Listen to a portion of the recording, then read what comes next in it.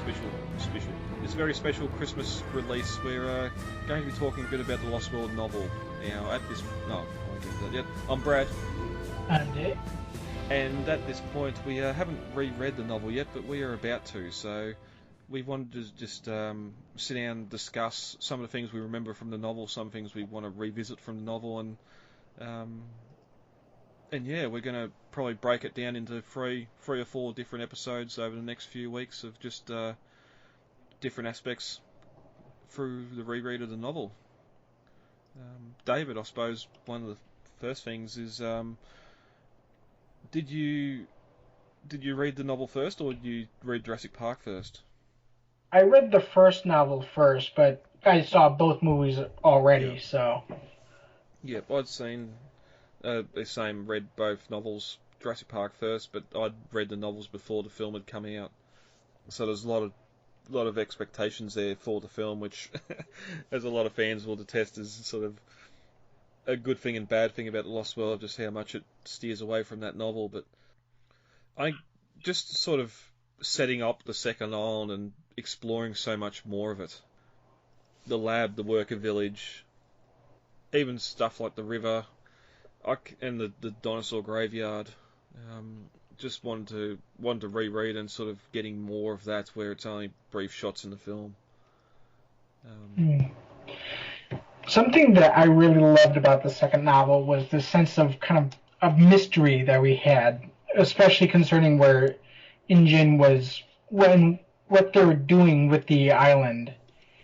And we just kind of got this whole... It was like unsolved. It was almost like a mystery novel as much as it was a science fiction thriller, because we have this mystery of searching which island it is, and then we have the mystery of, well, what's going on the island, and we're just solving solving mystery after mystery.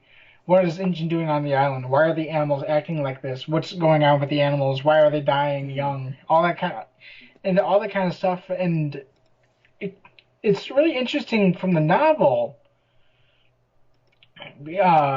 or from the first novel, which is very much more of a science fiction horror novel, where you have all these moments of explicit and implicit horror that would have made even Edgar Allan Poe kind of wet his pants. Yeah, well, just from memory from Jurassic Park novel, it's not as whimsical. It's not as the dinosaurs aren't really like Crichton's right having the dinosaurs there, more of a foil and more of that scarier side of things. And as Grant we see in the script for Jurassic Park 3, just InGen's creations, InGen's monsters that they've populated this park with. But yeah, sort of looking at the Lost World and sort of the opening and the differences between the two novels and the two films, sort of the movie clearly having InGen still around. It's Hammond that's sort of instigating this whole trip to the island, because he knows he's been kicked out of being the head of InGen, and he knows Ludlow and that are going there to strip mine that place. Whereas in the novel, InGen's already filed for Chapter 11; they no longer exist. Hammond died in the Jurassic Park novel as well, so the whole thing is, yes, we have Ian Malcolm returning, but as far as he's concerned, the island was destroyed, the animals didn't survive, and InGen's gone. There should not be any other animals left, where we got the dead animals washing up on the coast of Costa Rica and Richard Levine finding them and thinking that some sort of lost world still exists where these animals are still alive, not knowing that they're InGen's animals, but he's definitely heard some rumours when he's been down in Costa Rica of a theme park where everything's gone awry. And of course Malcolm, whether it's because of its non-disclosure or just because he doesn't think anyone will actually believe him, sort of keeps hush-hush and doesn't say anything about the story to Richard. He's sort of more inquisitive to say, well, if InGen dinosaurs are still around, then how? Why? The lysine contingency was in the novel, so he sort of knows that these animals shouldn't be alive still without InGen there.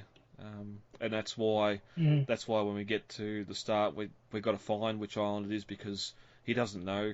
He's never been to the second island, has no idea of a second island. And then the mystery just continues from there. He wants to go to the island, not to rescue his girlfriend, but to find out why these animals are still alive and what happened on the island. Hmm. Which I think's a lot better than what we get in the film. I will say I'm actually rather partial to the film, if only because that's the Jurassic Park movie that had such a huge impact on my life. I mean, I do like the novel, and I do think that is a very good novel. I just think that the way I wouldn't say the film is better because it's just so different. There's really not a comparison there.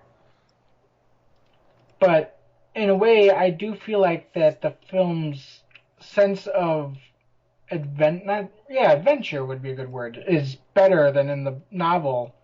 Because in the novel, it feels more like a mystery than the first book did. Well, it's a very slow build, and you can only imagine the Lost World if it was 30 minutes before we got to the island, where it's just a lot of